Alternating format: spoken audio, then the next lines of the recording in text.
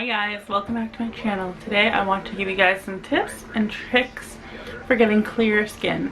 This is going to exclude the basic things that we all know, like having a skincare routine, washing your face, and of course avoiding touching your face. I want to show you guys with random tips and tricks that you might not have thought of that will help lead to clearer, better skin. So without further ado, let's just jump right in. Okay, so tip number one is using a silk pillowcase. Silk pillowcases have a lot of benefits, but one of them is that they have a really hard time retaining bacteria. So you're sleeping on a surface that is literally going to be perfect for your skin, which brings us into tip number two, which is changing your pillowcase on a weekly basis. This is super important. You are laying on your pillow for 8 hours a day. This is an easily overlooked one, but can make one of the biggest differences when it comes to achieving clearer looking skin.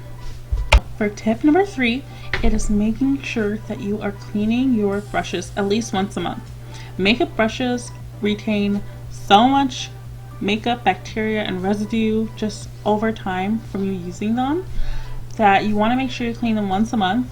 Not only is this going to help make your skin clearer, it's also going to avoid irritation. So if you happen to be using an expired product that you have thrown out a few weeks ago, but you're still using that same brush, that expired product is still going to be touching your face and leading to breakouts.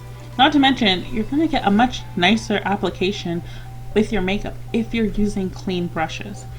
A simple brush cleaner works really well, but also shampoo and conditioner mixed together is another great way to clean your brushes. And as you see there, I'm using a silicone brush pad.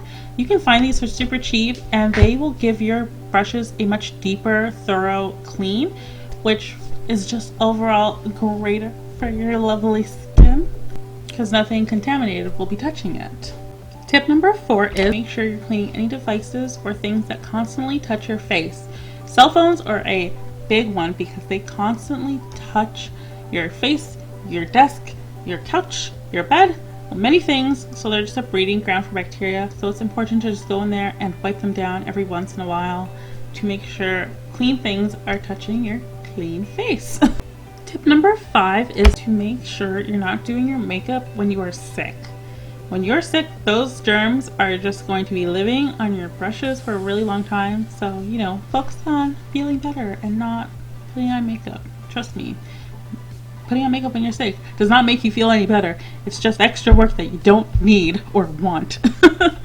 And while on the topic of makeup, this brings me to my last and final tip. Make sure you're paying attention to the products that you use on your face, as well as the foods that you eat on the days that you find you had a lot of acne flare-ups.